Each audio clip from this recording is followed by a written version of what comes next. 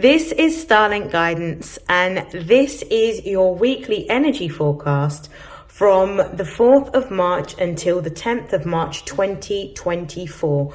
So this reading will happen in two halves. The first half of the reading will be focused on the main astrological transits for that week, and the second half of the reading will be a collective energy pool using my oracle deck and using my tarot deck to be able to see how these particular energies will manifest in our lives. So this week we have a few key transits. So the first key transit will be happening on Monday the 4th of March, and this is Mercury in Pisces sextiling Uranus in Taurus. The second key transit of the week will be on the 8th of March, when Mercury in Pisces conjuncts Neptune in Pisces. And then the grand finale of this week will be on Sunday the 10th of March, in which we will be experiencing a new moon in Pisces. So I'm going to talk about all of those. We're going to begin with the 4th of March. So Mercury in Pisces is going to be sextiling Uranus in Taurus. Now, Mercury is the planet that deals with our thoughts, our ideas, and the way in which we learn and the way in which we communicate. So Mercury is very logical. It's very practical, it's very ordered, it's very structured. Now, Mercury in Pisces is actually debilitated because Mercury is actually at domicile in Virgo. At domicile in Gemini, but exalted in Virgo. So Mercury prefers to be in the practical signs of Virgo, or the very sort of logical and intellectual sign of Gemini. So when it's in Pisces, what we're being guided to do is to pay close attention to our intuition. Now, Pisces, like the Cancerian energy and like the Scorpionic energy, deals with our subconscious mind and paying attention to what we are feeling. So the energy is going to be departing away from what is logical and what is practical, but really focusing on harnessing our intuitive gifts and abilities. Now, the energy is supporting, when we see a sextile, the energy is supporting and connecting with Uranus, which is in Taurus. Now, Uranus is a planet of revolution and change. It's radical change, radical transformation, and it happens quite quick. It's the ruling planet of Aquarius, and it's a transcendental planet. So it deals with not necessarily how we are on a day-to-day basis, but it deals with collective energy, and it's about collective change within how we live our lives. So Uranus placed in Taurus is all about changing the values of society, or changing the way in which changing our personal values, but it can also represent our money, because Taurus rules the second house of earned income. So it's all to do with how we earn our money. So there may be a change in terms of how we are earning our money. So the question that I'm asking is, what needs to change in your material world to align you with your dream career? So Pisces is the end of the astrological year. It represents where our dreams are and where our fears are. So Mercury in Pisces is for us to align with the highest version of our evolution. So with it connecting and it's sextiling Uranus in Taurus, it's about how we are changing what we do, how we change our values, what values we hold, how we are changing what we earn and how we earn it is going to be a very key theme with this particular aspect. And the other question that you may want to ask yourself with a transit like this is, what systems are you going to create to change what you earn or how you earn it? So Mercury is the sort of systematic, logical, intellectual energy. Pisces is about listening to your intuition. If you connect both of those together, so Mercury in Pisces, it's about taking the intuitive insights and the downloads that you are being given, and the insights that you may receive through your dreams, for example, or through signs, symbols, and synchronicities, and how you may adopt more of a practical approach, because Taurus is a practical sign, in being able to make necessary processes and changes to your money, how you earn your money, or your values, or what you tend to focus on with regards to what you're valuing and what can you offer. With Uranus being in Taurus, and this is about collective change on earth, collective change of what we value and the values that we have for society. It's very much an energy of not just thinking about how we are, but thinking about the evolution, because Uranus is about evolution, how we can evolve the consciousness and the living, because Taurus is about the material world, how we can evolve the living of the people in our world. So what is it that we can offer as individuals that will benefit the collective? Maybe another question you may want to ask yourself with this particular transit. The second transit we're going to be talking about is on Friday the 8th of March, and it's with Mercury in Pisces conjuncting Neptune in Pisces. Notice we've already got Saturn that's already sitting in Pisces, we've got Neptune in Pisces, and we've got Mercury in Pisces. So there is an amplification with this conjunction and an enhancement of all energy that is Piscean. Now, with Mercury in Pisces, it's really asking us, conjunct Neptune in Pisces, what systems can you create that's going to give you greater balance in your life to align you with your creative self? And how can you create something new, whether it be a new job or a new business, from the talents and the gifts that you hold? So this is something that you may be asking yourself on Friday, March the 8th with this particular energy. It may be with the energy that you're feeling on the 4th with the 8th. You're building a sort of picture towards what it is that you want, really being honest about what it is that you want and creating a system or a process in terms of how you're going to approach achieving it. So this energy is building up towards the sort of collective energy, which is going to sort of peak on March the 10th when we have the new moon in Pisces. Now, the new moon in Pisces represents the end. So it's about our dreams, but it's also about our fears. When you have a new moon, it's an opportunity for beginnings. Throughout the week leading up to this new moon, you're being able to have insights and downloads in terms of what it is that you can achieve and what you can create and what you can make for yourself. Now, the new moon in Pisces is about you unlocking your limitations. It's about, if you have no limitations, no restrictions, no obligations, what would you make or what would you create? What would you choose to do with the gifts and the skills and the talents that you have? This is what this new moon is really asking you to do. And it's also asking you, how can you move more towards doing what it is that you love? What are your dreams? What changes can you make to bring you closer to your dreams? The Piscean energy is all about the highest timeline. Now, whilst the intuitive downloads and insights are going to give you snapshots of what potentially can happen, you're the only one that can make that happen. So you need to also make sure that you are taking, because we just had a full moon in Virgo, practical steps, using systems and using processes to be able to achieve your dreams.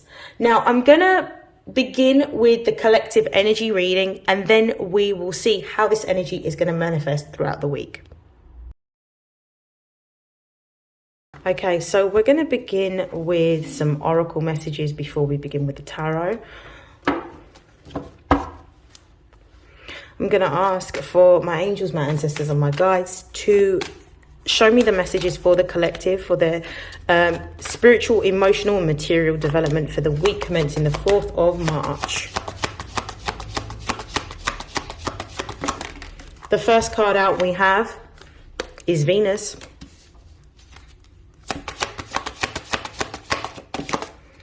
We have the 4th house.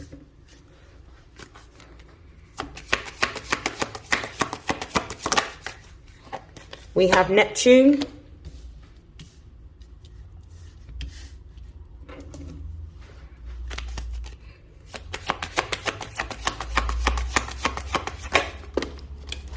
And we have Pisces.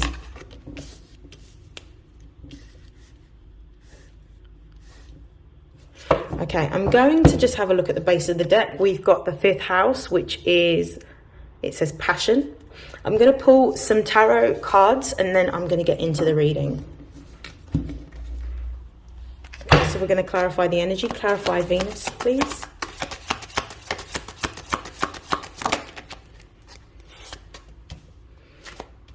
Clarify the 4th house.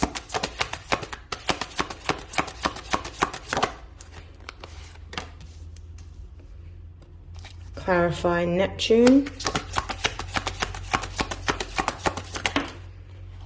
There's 2 cards that are flipped out. So we've got the 7 of Pentacles and we've got the Star. I'm going to keep that. And at the base of the deck, we've got the 5 of Pentacles. I'm going to start off with talking about the overall, I'm going to talk about the overall energy at the base of the deck, and then I'll talk about the spread. Now, at the base of the Oracle deck, we've got the 5th house of passion. The 5th house is traditionally ruled by Leo. It's all about our heart chakra. So it's about love. It's about creativity. It's about pleasure. It's about passion. It's about our childhood. It's about the inner child. It's about drama. It's about performance. It's the real energy of fun. It's the house of fun. And the overall energy here is, how can we tap into what it is that we love? How can we tap into our creative self, which is locked up within our inner child? How do we unleash the creativity that is locked within, is the question that's being asked here. Now, what confirms this is this spread, but I'm also going to talk about the base of this deck, this tarot deck. So at the base of the deck, we've got the 5 of Pentacles. This is about making changes within your material world. It's about transitioning from one state to another state. Now, the 5 of Pentacles can sometimes indicate that there may be some form of crisis or some sort of tension, or usually it talks about some sort of loss. But how I'm reading this is that there is some form of sacrifice that needs to be made in order for you to have your passion, to have what it is that you desire. So there is something that needs to be let go of, something that needs to be relinquished, something that needs to be released. If we move forward, we've got the Chariot card here. So it's almost like when you let go of what has been holding you back or what has been keeping you stuck. Now, for some of you, this may even be with regards to a job.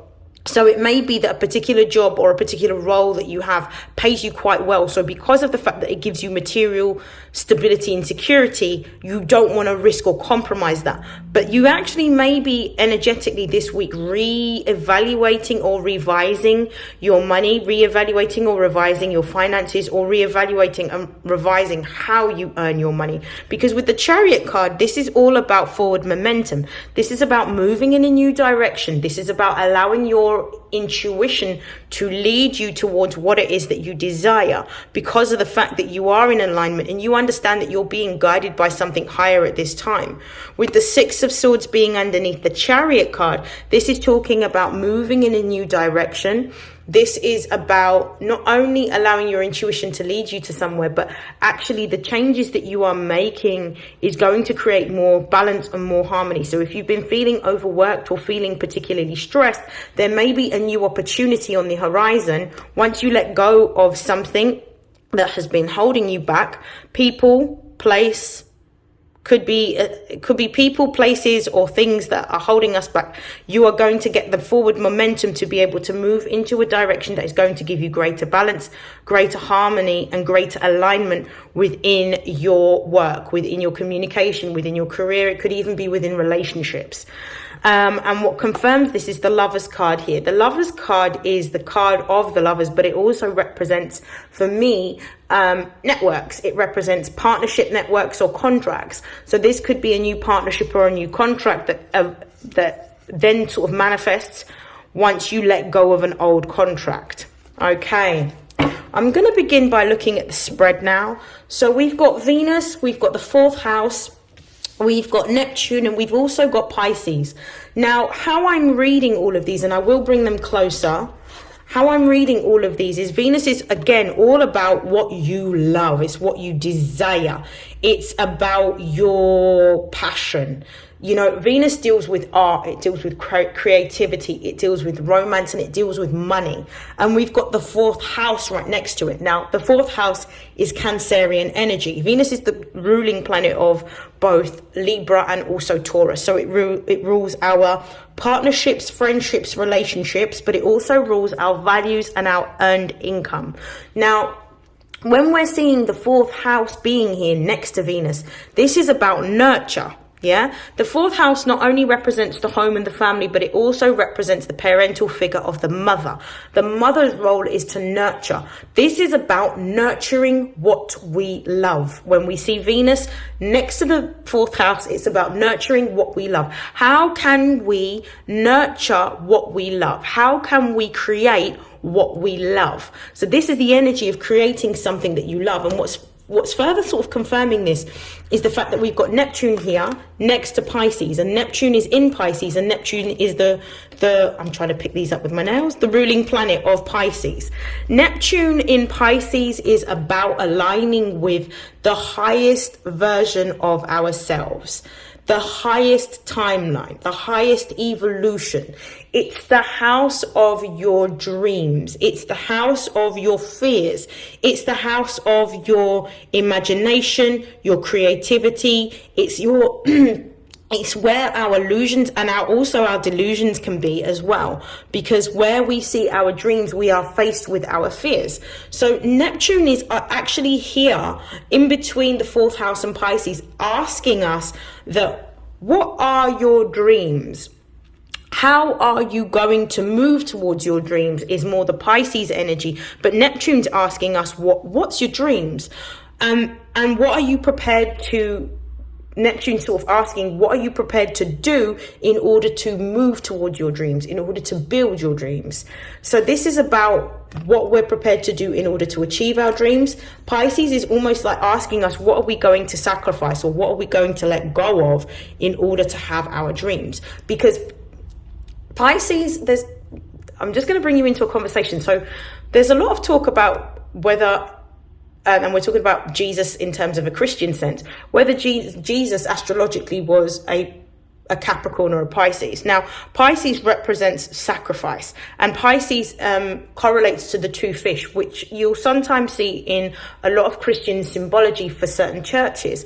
Now, Pisces is all about sacrifice. The ultimate sacrifice that Jesus made was his life. So when we're looking at Pisces now, Pisces is, you want your dreams, but your dreams are going to come at a cost. What are you prepared to sacrifice? What are you prepared to let go of? What is it that's holding you back, that's stopping you from stepping into your dreams? And this is what's being asked of us throughout this whole week. This whole week is for us to align with the energy of the new moon, which is why these transits this week are going to be quite potent. With Venus here, we've got the Two of Wands. Wands is all to do with our actions. This is Aries energy. The Two of Wands is like the sun in Aries, I believe. So the sun in Aries is about, what is it that you want to achieve? What is your goal? What is your desire? What are you prepared to do in order to action your goal or your desire? So Venus with Aries energy is all about taking action towards what it is that you love and making it happen. But understanding that in order to make it happen, you're going to have to be almost tunnel visioned towards what it is that you want, and have to let go and relinquish of what you may have in order to have something bigger, bolder and greater, because all of your time, your energy and your effort is going to be galvanized towards this creative vision that you see for yourself, whether it's art, whether it's literature, whether it's music, whether it's dance, whether it's creating a business, whether it's creating a product or a service, whatever it is that you happen to do. For some of you with this Venus here and this Two of Wands, some of you are going to be taking action steps towards working abroad. Some of you may be aligning with creating an opportunity or some form of business or service or product that you can market online. And I actually feel like if you've been getting intuitive nudges, but I actually feel like if you take steps towards making this a reality, that this particular product or service that you want to market online is actually going to be very successful. Now we've got the fourth house, and we've got the fourth house with the King of Swords. Now it's very much opposite energies, because the fourth house is all to do with the element of water. So it's to do with your emotional intuition. And when we see the King of Swords, it's all about your intellect. It's about your logical, intellectual mind. It's about being very assertive and very process driven. So what processes are you going to implement towards nurturing what it is that you are working on building with this Venus energy? Yeah. What are you going to do? What people do you need? What services do you need? What systems do you need? What finances do you need? What equipment do you need? What do you need to do? When you think about the fourth house and you think about a home, and you think about a time in your life where you have had to move home. Think about the first time you've had to move home. Think about the types of things that you would have had to have done within that process to be able to build your home. So you would have had to have made a list. Firstly, you would have had to have acknowledged what you need to let go of, because in moving house, you need to let something go. The King of Swords is all about being very decisive. So it means cutting out anything that's not going to serve its purpose or going to help you towards your bigger vision. So what is it that you may need to let go of emotionally that is holding you back? Or for some of you, it might even be physical items that you need to let go of. What do you need to let go of? So the first thing that you do when you're clearing your house is getting rid of all the things that no longer serve you. The second thing is making a list of all of the things that you're going to be transporting over to your new property. And then you would make a list of anything new that you need to purchase. So this is about taking a very methodical, ordered, systematic approach, almost like if you could make a step-by-step guide to achieving your dream career, your dream business, your dream goal. What would that look like? And what systems would you need to implement? For some of you, the information that you need in order to help you is to go online. You may need to start using social media platforms with other business people or other entrepreneurs or other people that work in the sector or the industry that you want to move into, and actually following them. Following their profiles, seeing if you can ask questions about how they achieved what they did, what qualifications, if they needed to, did they embark on, or what training did they embark on, what skills did they need to display? Because when we see the King of Swords, it's all about skills. So this is about focusing on what you need to do in order to start the process of building your dream career or dream business for some of you. With Neptune being here and Neptune being confirmed by the Seven of Pentacles now, what we're actually looking at is we're taking the steps. We've got the ideas because we formulated the plan of what we need in terms of people, in terms of resources, in terms of skills, whatever it happens to be. We've got that with the King of Swords energy, but with the Seven of Pentacles energy is actually making an action plan and actually sticking to those action plan. And every single day you are taking time to invest in creating your business. You're doing something every single day that helps you to build towards your dream, to build towards your new career, to build towards, for some of you, it may even be saving to move abroad. Whatever it happens to be, you're doing something every day that's contributing towards the bigger picture and the overall goal. If you look at the picture in the Seven of Pentacles, this man has a vine that he has been growing, and every single day you can tell that he is tending to this vine. He's tending to it, he's nurturing it, he is overturning the soil, he's probably putting fertilizer down, he's adding water in because he's already put seeds. So this is about you tending to your seeds. This is about you nurturing, with this fourth house energy here, nurturing what it is that you love, and understanding that over a period of time, because you also have to be patient, that it's going to develop into something that you can then build a bigger foundation upon. Yeah, it might not look like much now. Can you see that he's got this sort of, it's not necessarily disappointed, but it's almost this energy of I know this is taking time, but I'm going to be patient with the process, so I'm not going to give up. But he understands that it's going to take time. So this is about you understanding that everything that you're doing at the moment is building toward your future. We have Saturn in Pisces. Yeah. Saturn is the planet of limitation and restriction. Saturn is the planet that will humble you, because it represents like karma. But the biggest lesson that Saturn ever teaches us, other than to face our fears, is time. Things that are built to last take time. So this is about understanding that your time is required in order to build towards your dreams. And then we've got the star here with Pisces.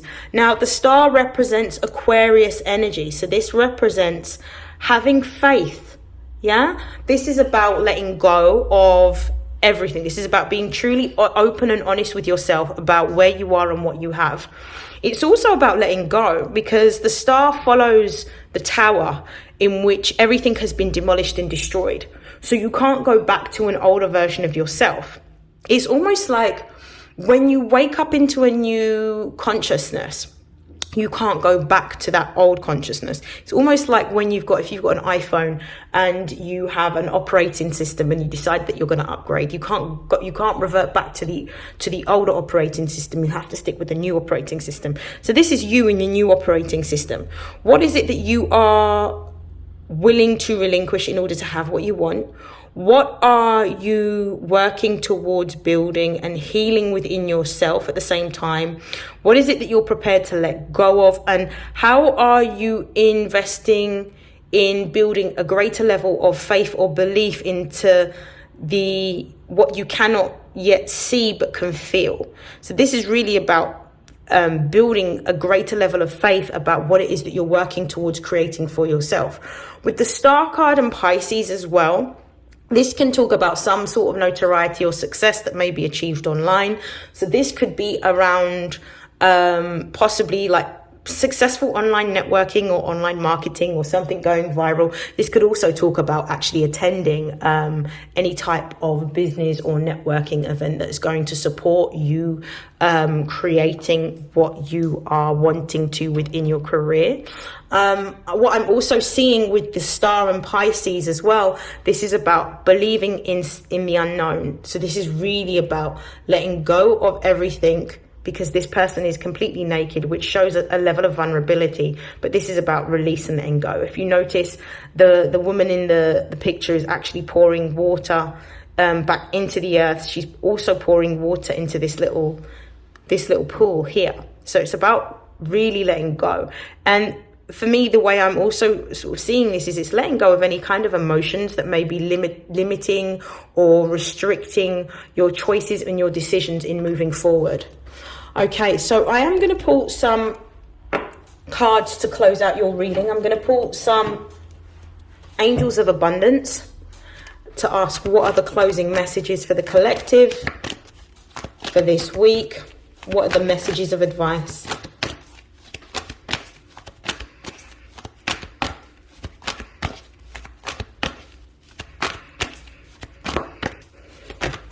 Okay, so we've got focus on your priorities. Really, this is Seven of Pentacles energy. This is tend to your garden. Focus on your priorities, making sure that you are putting time and energy and effort into what you want to create rather than what you are currently maybe involved in. You may want to make sure that you are focusing on what you're building, not what you've already built, but what you're building currently. We've also got the Moonlighting card. For some of you, in the process of building your dream business or your dream career, there may be a need for you to be able to work another job. It might not be the job that you're currently doing. It might be something completely different. It might be a sidestep, but it's going to afford you the money that you need to be able to cover your bills, but give you the time to be able to invest in what it is that you are building so that you can actually focus on your priorities. So for some of you, this may come as a change of job this week and focusing on a new job that is going to give you a better work-life balance so that you can invest the time, the energy and the effort into the seeds that you have planted and that you are nurturing currently. I'm going to pull 2 more cards to close out the reading.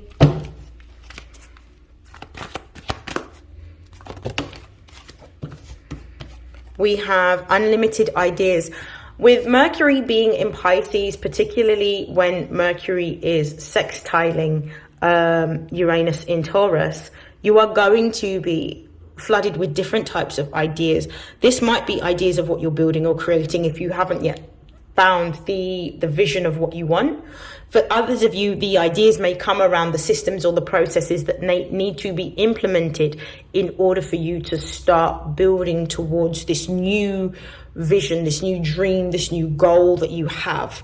So it might be a time for you to really detach from the world, really sit with yourself, really pay attention to what it is that you're feeling and what you are seeing in your dreams or in signs and symbols and synchronicities, and actually taking a pen and a piece of paper or a diary or a journal and actually making notes of what these particular ideas are. Because once you open your heart to what it is that you want and you sort of give that to the universe by sort of making a declaration of what it is that you want, see that the universe will conspire in your favor. See that the universe doesn't give you people to confirm that you're on the right path. See that the universe doesn't start bringing people towards you that are going to help you or assist you on your path.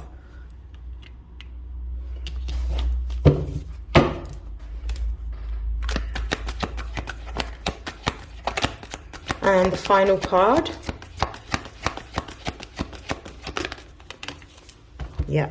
Remember I said that it might be a time for you to really detach from the world, block out distractions. This is about understanding that your priorities, where you've got focus on priorities, your priorities need attention. So everything that is not in alignment with what you're building needs to be blocked out for this week. It may be that you need to take a week off of work. It may be that you need to change your shifts. It may be that you need to be completely immersed in what it is that you are building and creating, and be around an environment where it's just you, so that you can think and that you can actually connect to your higher self and gain the insights that are being given to you to guide you towards your highest timeline.